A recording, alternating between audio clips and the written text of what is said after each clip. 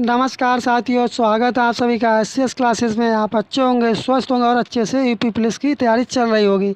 इस क्लास में सामान्य ज्ञान अर्थात जनरल नॉलेज के प्रश्नों को हल करेंगे और आपका स्कोर क्या रहा कमेंट बॉक्स में अवश्य बताएं।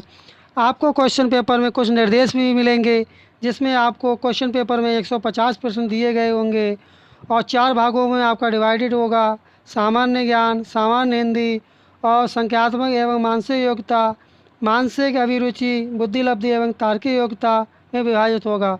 और आपकी जो समय अवधि होगी वह आपकी 2 घंटे होगी, अर्थात 120 मिनट की होगी। और प्रत्येक प्रश्न जो आपका होगा वह 2 अंकों का होगा और प्रत्येक गलत उत्तर के लिए आपके लिए पॉइंट 25 ऋणात्मक अंक का प्रावधान भी किया गया है। अर्थात आपको 1/4 की नेगेटिव मार्किंग होगी। इसलिए नेगेटिव मार्किंग से बचने के लिए अच्छी तरह से क्वेश्चन पेपर को पढ़ें, उसके उपरांत ही प्रश्नों का जवाब दें।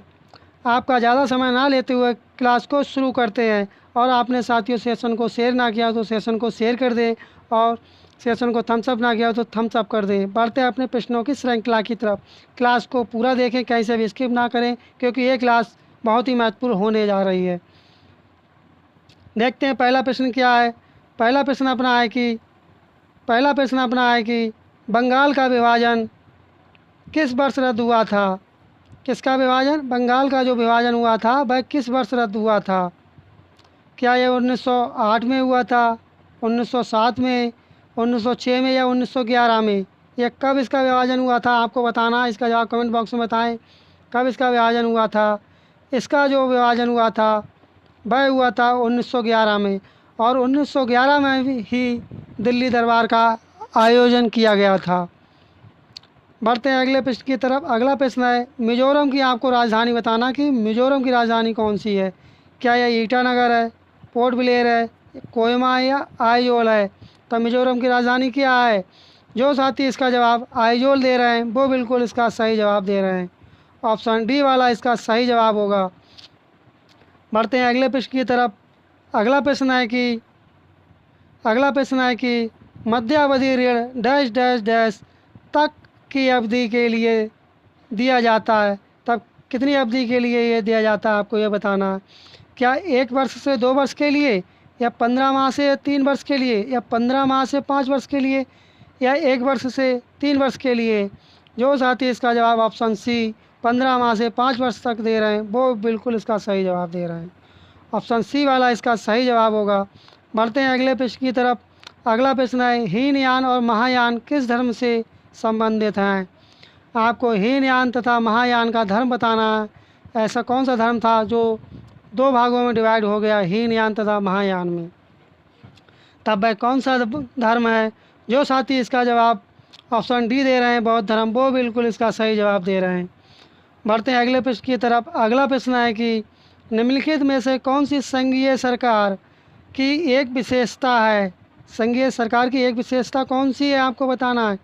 संसद की सर्वोच्चता, न्यायपालिका की सर्वोच्चता, संघ तथा राज्यों के बीच शक्तियों का वितरण, एकल नागरिकता। तब इसका क्या होगा सही जवाब? जिन साथियों ने इसका जवाब संघ तथा राज्यों के बीच शक्तियों का वितरण दिया है वो बिल्कुल सही जवाब दे रहे हैं। ऑप्शन सी वाला इसका सही जवाब होगा। मैं आपको बताना चाहूँगा कि सेशन को पूरा देखें, आपको इस सेशन से बहुत लाभ मिलने वाला है क्वेश्चन पेपर में। इसलिए क्लास को पूरा देखें, कहीं से भी स्किप ना करें। और आपने जिन साथियों ने चैनल को सब्सक्राइब ना किया वो चैनल को सब्सक्राइब कर दें और वीडियो को लाइक कर दें और सेशन को शेयर कर दें अपने साथियों में, जिससे उन्हें भी और आपको भी समय समय पर नोटिफिकेशन प्राप्त हो सके। कौन सा एंजाइम है जो कि खून के जमने में सहायक होता है। आपको बताना कि कौन सा एंजाइम है जो खून के जमने में सहायक होता है। तब वह कौन सा एंजाइम होगा? ट्रिप्टेस होगा, थ्रोम्बियन होगा, रेनिन होगा, एमाइलेज होगा। तब कौन सा होगा? जो साथी इसका जवाब थ्रोम्बियन दे रहे हैं वो बिल्कुल इसका सही जवाब दे रहे हैं। ऑप्शन बी वाला इसका सही जवाब होगा। बढ़ते हैं अगले प्रश्न की तरफ। अगला प्रश्न है साथियों, मौलिक अधिकारों मौलिक अधिकारों का हनन होने पर निम्न में से कहाँ अपील की जा सकती है। आपको अपील बताना है कि कहाँ अपील कर सकते हैं। उच्च या सर्वोच्च न्यायालय में, सर्वोच्च न्यायालय में, उच्च न्यायालय में, उपरोक्त में से कोई नहीं। जिन साथियों ने इसका जवाब उच्च या सर्वोच्च न्यायालय बताया है, अर्थात ऑप्शन ए लगाया, वो बिल्कुल सही जवाब दे रहे हैं। आपको इसी क्लास से बहुत सारे प्रश्न क्वेश्चन पेपर में पीपल्स के, जीएस के या जीके के आपको प्रश्न देखने को मिलेंगे, इसलिए क्लास को पूरा देखें, कैसे भी स्किप ना करें। पालघाट दर्रा निम्न में से किन दो राज्यों को जोड़ता है? जो पालघाट दर्रा है वह किन दो राज्यों को जोड़ता है, आपको ये बताना है। केरल तमिलनाडु, कर्नाटक केरल, कर्नाटक तमिलनाडु, आंध्र प्रदेश तमिलनाडु। तब जो इसका सही जवाब होगा वह होगा केरल तमिलनाडु। ऑप्शन ए वाला इसका सही जवाब होगा। अगला प्रश्न है कि किस संविधान संशोधन द्वारा राज्य विधानसभा में राज्यपाल द्वारा आंग्ल भारतीय समुदाय के सदस्यों के मनोनयन की प्रक्रिया को समाप्त कर दिया गया था? तब वह कौन सा संविधान संशोधन था, आपको बताना है। क्या वह 104वां था, 100वां था, 95वां था या 101वां था? तब वह कौन सा संविधान संशोधन था? वह संविधान संशोधन कौन सा था? वह संविधान संशोधन आपका था 104वां संविधान संशोधन। कौन सा? 104वां संविधान संशोधन था। ऑप्शन ए वाला इसका सही जवाब होगा। कौन सा? 104वां। बढ़ते हैं अगले प्रश्न की तरफ। अगला प्रश्न है कि आईसी चिपों का निर्माण किया जाता है। किसका? आईसी चिपों का। आपको बताना कि आईसी चिपों का निर्माण किया जाता है प्लास्टिक से किया जाता है, फाइबर से या सेमीकंडक्टर से, या उपयुक्त में से कोई नहीं। जिन साथियों ने इसका जवाब सेमीकंडक्टर दिया है वो बिल्कुल सही जवाब बता रहे हैं। ऑप्शन सी वाला इसका सही जवाब होगा। बढ़ते हैं अगले प्रश्न की तरफ। अगला प्रश्न है साथियों कि हिमालय पर्वत, कौन सा पर्वत? हिमालय पर्वत श्रृंखला किस प्रकार की पर्वत श्रेणी में आती है? आपको श्रेणी बताना है किसकी? हिमालय पर्वत श्रृंखला की। क्या यह बिलाउक पर्वत या भ्रंशोत्त पर्वत है, अपशिष्ट पर्वत है, संचित पर्वत या बलित पर्वत है? तब ये कौन सा पर्वत है, आपको बताना है। ये जो पर्वत है वह आपका होगा बलित पर्वत। जो हिमालय पर्वत श्रृंखला जो पर्वत श्रेणी है वह आपकी बलित पर्वत श्रेणी में आती है। किसमें? बलित पर्वत श्रेणी में आती है। बढ़ते हैं अगले प्रश्न की तरफ। अगला प्रश्न है कि भारतीय संसद में सम्मिलित है, क्या सम्मिलित है भारतीय संसद में? राष्ट्रपति, लोकसभा और राज्यसभा। तब क्या सम्मिलित है? इसका पहला ही वाला ऑप्शन ठीक है। राष्ट्रपति और लोकसभा और राज्यसभा शामिल होती किसमें? भारतीय संसद में। अगला प्रश्न है कि Netscape navigator dash dash एक है। तब ये क्या है, आपको बताना है। ये आपका क्या है? ये आपका एक वेब ब्राउज़र या वेब पृष्ठ परिवर्तक है। ऑप्शन सी वाला इसका सही जवाब होगा। बढ़ते हैं अगले प्रश्न की तरफ। अगला प्रश्न है गाय के दूध का रंग हल्का पीला किसके कारण होता है? आपने देखा होगा कि गाय का जो दूध होता है वह हल्का पीला होता है, वह किस कारण होता है? आपको ये बताना है। क्या इसमें जैंथ्रोफिल होता है, या राइबोफ्लेविन होता है, या राइब्यूलोज होता है, या कैरोटीन होता है? तब इसमें क्या होता है? इस दूध में जो होता है वह होता है कैरोटीन के कारण गाय का दूध हल्का पीला आपको मालूम पड़ता है, क्योंकि उसमें कैरोटीन का अंश होता है। ऑप्शन डी वाला इसका सही जवाब होगा। बढ़ते हैं अगले प्रश्न की तरफ। अगला प्रश्न है क्योटो प्रोटोकॉल का प्रथम शिखर सम्मेलन कौन सा? प्रथम शिखर सम्मेलन किस देश में आयोजित किया था? आपको बताना है जो क्योटो प्रोटोकॉल का जो प्रथम शिखर सम्मेलन हुआ था वह किस देश में हुआ था?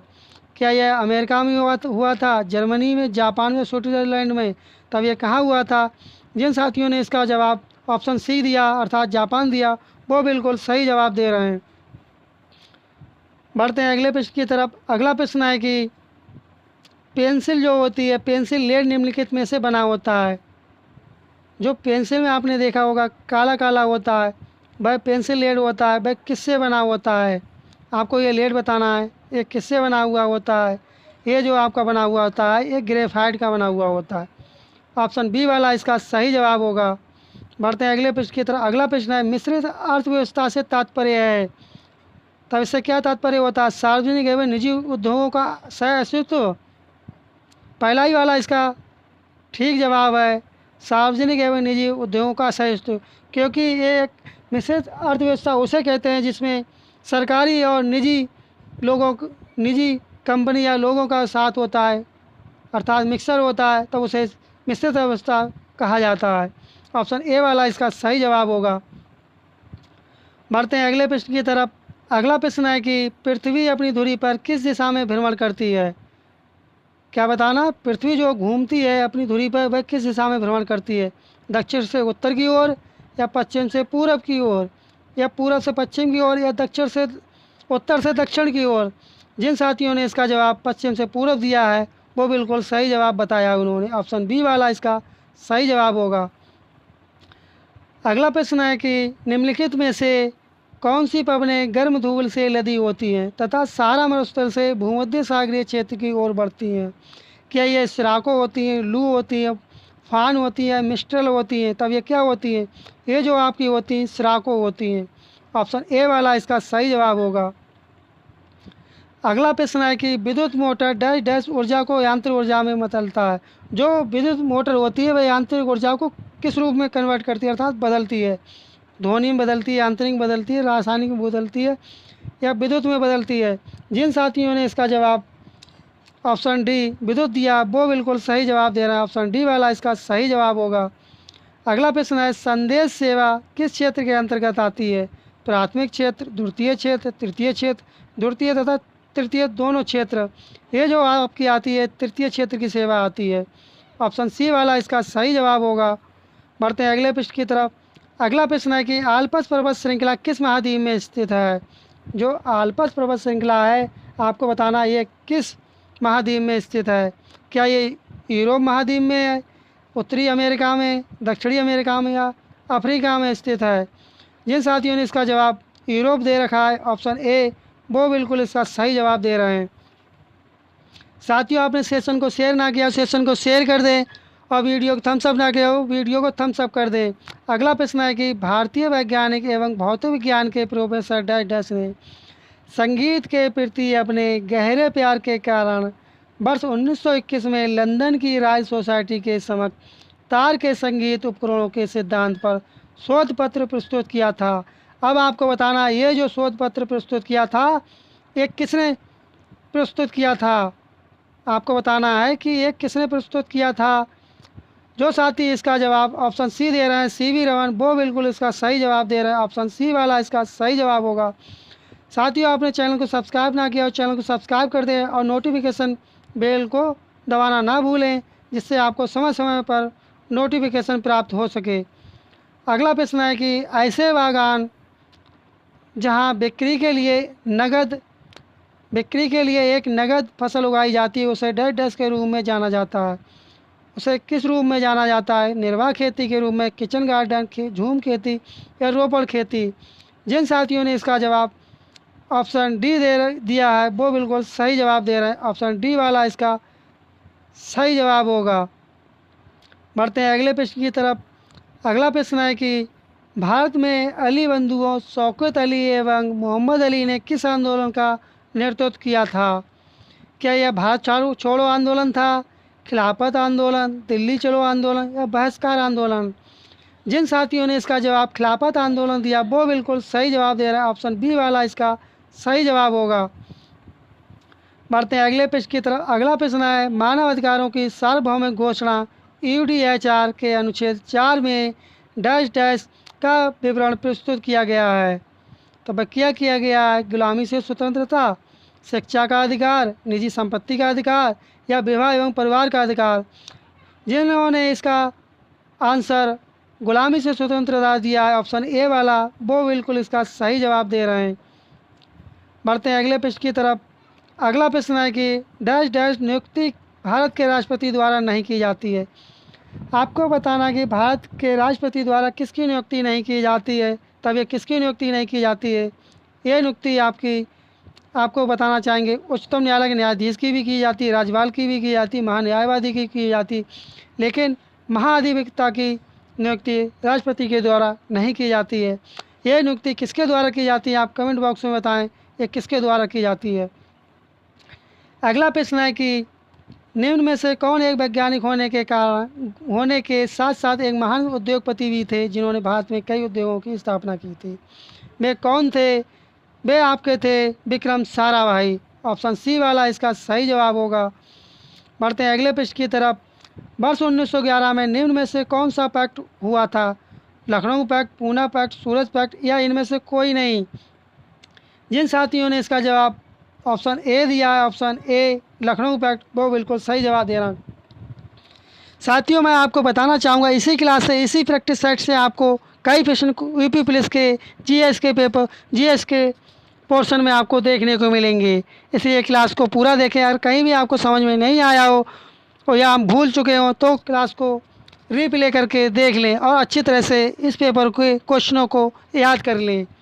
बढ़ते हैं अगले प्रश्न की तरफ, क्योंकि इस क्वेश्चन पेपर से आपको बहुत लाभ होगा यूपी पुलिस के पेपर में। A better India, a better world पुस्तक के लेखक कौन है? आपको एक पुस्तक के लेखक भी पूछे जाएंगे कि इस पुस्तक के लेखक कौन है, इसलिए पुस्तकों को भी अच्छी तरह से याद कर लें। तब इसका सही जवाब क्या होगा? जो साथी इसका जवाब NR नारायण मूर्ति दे रहे हैं वो बिल्कुल सही जवाब दे रहे हैं। ऑप्शन बी वाला इसका सही जवाब होगा। बढ़ते हैं अगले प्रश्न की तरफ। अगला प्रश्न है कि भारतीय संविधान के किस मौलिक अधिकार के अंतर्गत छुआछूत की समाप्ति शामिल है? आपको बताना कौन सा ऐसा मौलिक अधिकार है जिसके अंतर्गत छुआछूत को समाप्त कर दिया गया। स्वतंत्रता का अधिकार एवं व्यक्तिगत स्वतंत्रता, धार्मिक स्वतंत्रता का अधिकार, समानता का अधिकार या सांस्कृतिक और शैक्षणिक अधिकार। जिन साथियों ने इसका जवाब ऑप्शन सी दिया, समानता का अधिकार, वो बिल्कुल सही जवाब दे रहे हैं। बढ़ते हैं अगले प्रश्न की तरफ।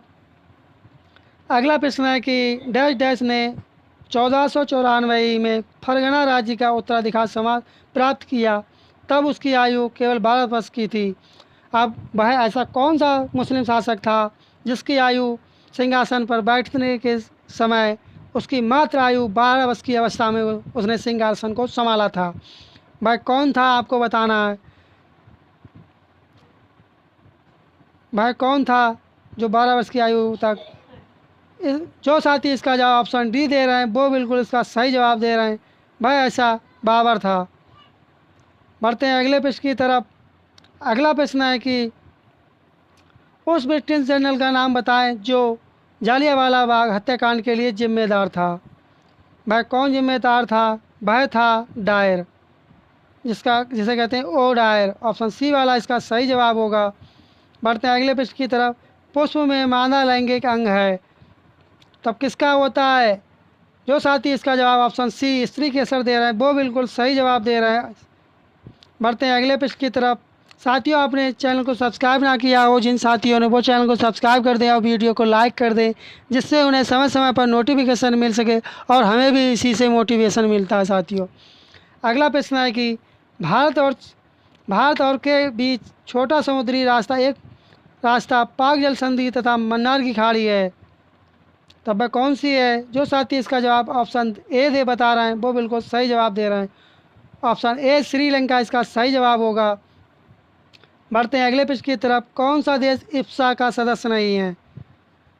तो अब आपको बताना कि इफ्सा का कौन सदस्य नहीं है। आपको बताना चाहेंगे भारत भी है, ब्राज़ील भी है, दक्षिण अफ्रीका भी है, लेकिन इफ्सा का मंगोलिया सदस्य नहीं है।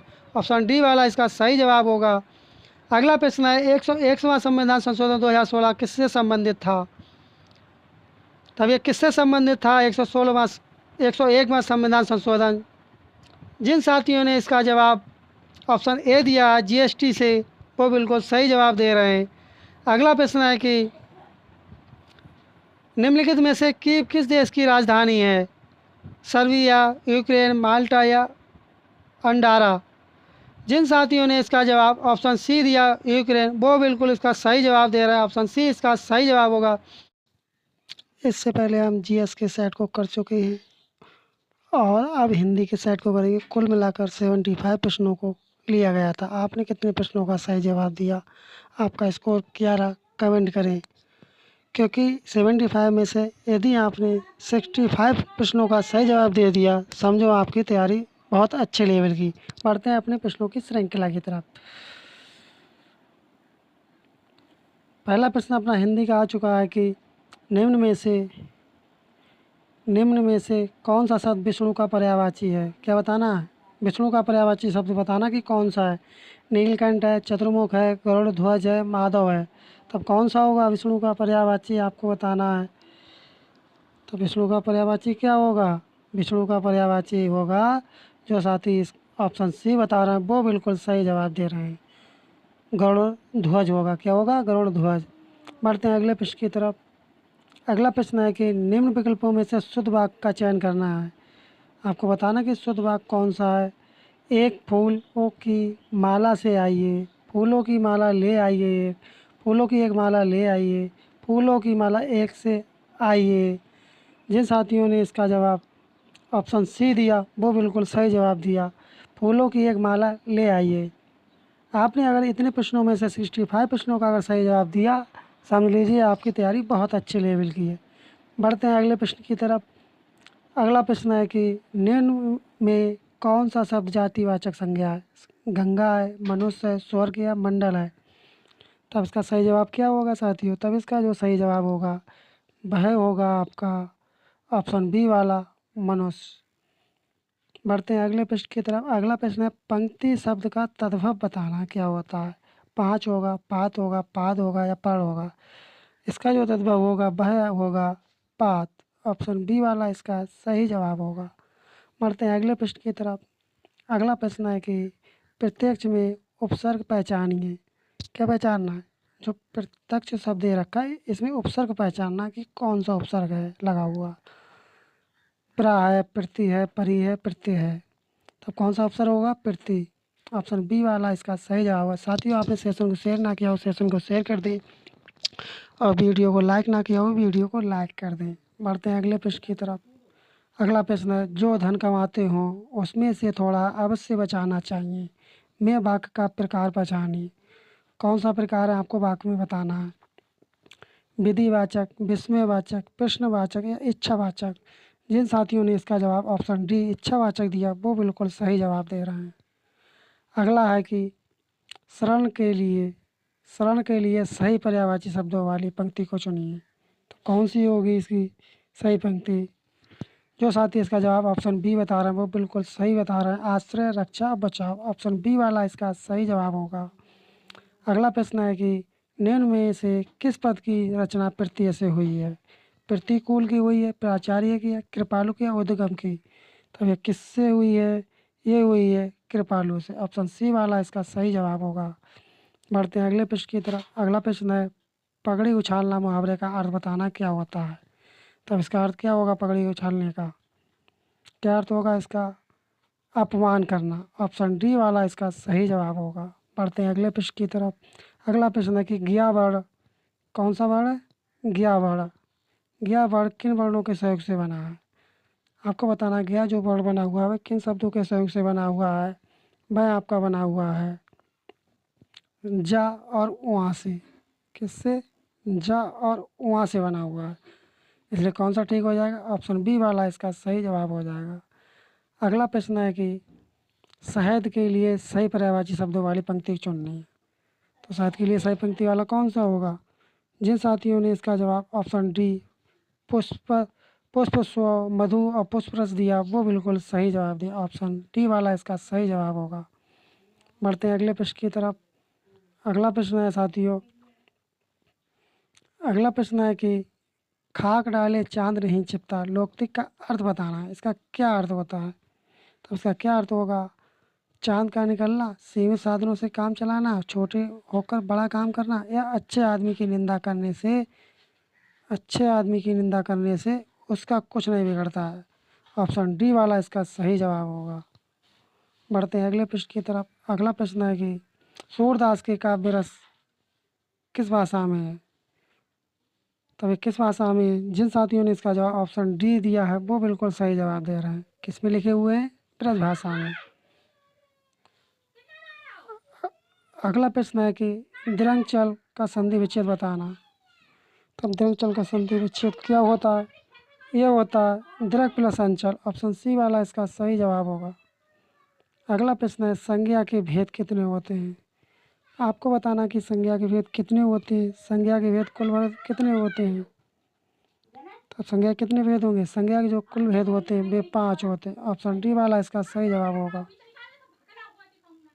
साकेत किसकी रचना है? आपको बताना कि जो साकेत रचना है वह किसकी रचना है। सूर्यकांत त्रिपाठी निराला की, द्वारका प्रसाद मिश्र, अयोध्या सिंह उपाध्याय, मैथिली शरण गुप्त की।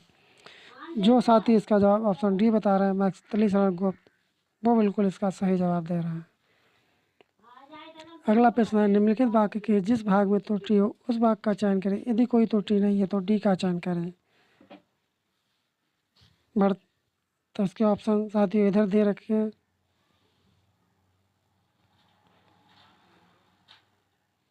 तब इसका कौन सा ठीक होगा साथियों? प्रश्न नंबर 65 का इसका जो ठीक होगा वह आपका ए वाला ठीक होगा कि वह असफल है। स्वयंभू शब्द का अर्थ बताना है। किसका? स्वयंभू शब्द का अर्थ बताना क्या होता है? स्वयंभू शब्द का, स्वयंभू शब्द का जो अर्थ होता है वह होता है स्वतः उत्पन्न। क्या होगा? स्वतः उत्पन्न। अगला प्रश्न है कि जलावृत में समास बताना कि जलावृत में कौन सा समास होता है। जलावृत में कौन सा समास होगा? जलावृत में जो होता है वह कर्ण तत्पुरुष समास होता है। ऑप्शन सी वाला इसका सही जवाब होगा। बढ़ते हैं अगले प्रश्न की तरफ। अगला प्रश्न है कि रहीम कवि किस बादशाह के दरबारी कवि थे? तो किसके दरबारी कवि थे आपको बताना है। ये जो दरबारी कवि थे ये जो थे अकबर के थे। ऑप्शन डी वाला इसका सही जवाब होगा। अगला है वैचारिक की पत्रकार संपादक संपादिका का नाम बताइए। इनका आपको नाम बताना है। क्या नाम था इनका? जो नाम था वह मड़का मोहिनी था। ऑप्शन ए वाला इसका सही जवाब होगा। अगला प्रश्न है कि जहाँ उपमान के वर्ण के माध्यम से उपमेय का वर्ण हो वहाँ कौन सा अलंकार होता है? तब वहाँ पर कौन सा अलंकार होता है आपको बताना। वहाँ पर होता अन्योक्तित अलंकार। ऑप्शन डी वाला इसका सही जवाब। अगला प्रश्न है अशुद्ध वाक्य का चयन करना है कि अशुद्ध वाक्य कौन सा है इनमें से। वह घोड़े पर सवार था, ये ठीक है। वह विलाप करने लगा, ये भी ठीक है। उनका चरित्र उत्तम है, यही आपका गलत है। ऑप्शन सी वाला। बढ़ते हैं अगले प्रश्न की तरफ। अगला प्रश्न है साथियों कि हमारे देश में विभीषणों की कमी नहीं है। मैं विभीषणों संज्ञा के किस भेद के अंतर्गत आता है? तब ये किसके अंतर्गत आता है आपको बताना है। व्यक्तिवाचक, समूहवाचक, जातिवाचक या भाववाचक। जिन साथियों ने इसका जवाब ऑप्शन सी दिया जातिवाचक वो बिल्कुल इसका सही जवाब दे रहे हैं। बढ़ते हैं अगले प्रश्न की तरफ। अगला प्रश्न है कि निम्नलिखित पंक्तियों में प्रयुक्त रस के सही भेद का चयन कीजिए। असुवन जल सींची सींची सींची प्रेम बेली बोई मीरा की लगन लागी होनी सो होई। साथियों इसका सही जवाब क्या होगा आपको बताना है। वीर होगा, करुण होगा, रौद्र होगा। तब इसका क्या होगा? भक्ति। ऑप्शन डी वाला इसका सही जवाब होगा। अगला प्रश्न है दर्जी की सुई कभी ताश में कभी टाट में लोकते का क्या अर्थ है? तब इसका क्या अर्थ होगा? जिन साथी इसका जवाब ऑप्शन बी दे रहे हैं खाली ना होना। ऑप्शन बी वाला इसका सही जवाब होगा। अगला प्रश्न है कि निम्नलिखित शब्दों में कर्मधारय समास का उदाहरण नहीं है। फूफा फुआ नीलकमल नीलकंठ नीलगाय। कौन सा उदाहरण नहीं है आपको बताना। वह आपका नहीं, फूफा फुआ। ऑप्शन ए वाला सही जवाब होगा। साथियों आपको सेशन कैसा लगा? सेशन अगर अच्छा लगा हो तो सेशन को शेयर कर दीजिए और सेशन को लाइक ना किया और लाइक कर दीजिए। और जिन साथियों ने चैनल को सब्सक्राइब ना किया वो चैनल सब्सक्राइब कर दें और वीडियो को लाइक कर दें। मिलते हैं जल्द ही नेक्स्ट सेशन में। तब तक के लिए धन्यवाद। जय हिंद, जय भारत।